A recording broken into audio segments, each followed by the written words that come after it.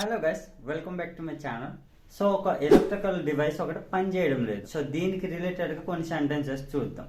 అది పని చేయడం లేదు, దట్ ఈజ్ నాట్ వర్కింగ్. అది పని చేయదు, ఇలా కూడా అంటూ ఉంటాం కదా. దీన్ని ఎలా చెప్పొచ్చు? That doesn't work. That doesn't work. అది ఎందుకు పని చేయడం లేదు? దీన్ని ఎలా చెప్పొచ్చు? Why isn't it working. Why isn't it working. అది అప్పుడప్పుడు పని చేస్తుంది. మనం జనరల్గా అంటూ ఉంటాం కదా, అది సమయానికి పని చేయదు, అప్పుడప్పుడు పని చేస్తుంటుంది, ఇలా అంటుంటాం కదా. That will work occasionally. That will work occasionally అంటే అది అప్పుడప్పుడు పని చేస్తుంది అని. అది ఇప్పుడు పని చేయదా? దీన్ని ఎలా చెప్పొచ్చు? Doesn't it work now. Doesn't it work now. అది ఎలా పని చేస్తుంది అని చెప్పాలి. దీన్ని ఎలా చెప్పొచ్చు? How does it work.